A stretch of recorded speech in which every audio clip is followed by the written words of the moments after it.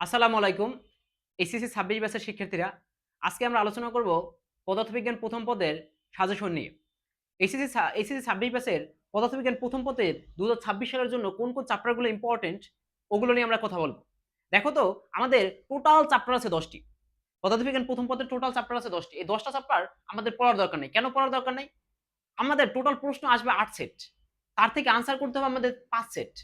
ঠিক আছে? এখন কোন 5 সেট কোন জায়গা থেকে কোন 5 টা চ্যাপ্টার পড়লে বা 5 টা বা 6 টা চ্যাপ্টার পড়লে আমাদের 5 সেট প্রশ্ন কমন পাবো, আমরা ওখানেই ফোকাস করব।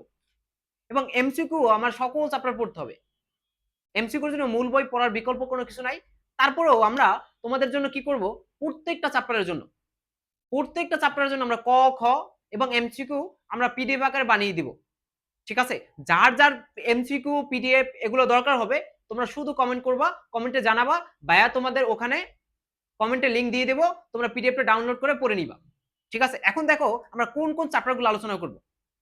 আমরা আলোচনা করব আমরা ভৌত জগৎ এবং পরিমাপ এই চ্যাপ্টারটাকে আমরা স্কিপ করব। তারপরে ভেক্টর। ভেক্টর আমাদের ভেরি ইম্পর্টেন্ট। ভেক্টর আমাদের পড়তে হবে। গতিবিদ্যা বাদ দিতে পারো, আমাদের নিউটনি বলবিদ্যা পড়তে হবে। আমাদের কাজ ক্ষমতা শক্তি পড়তে হবে।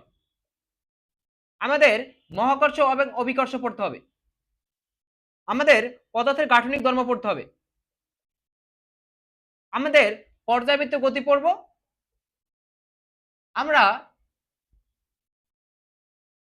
আদর্শ গ্যাস ও গ্যাসের গতিতত্ত্ব নিয়ে পড়ব। এই টোটাল যে কটা চ্যাপ্টার দেখাই দিলাম, এই কটা চ্যাপ্টার তোমাদের জন্য ইম্পর্টেন্ট।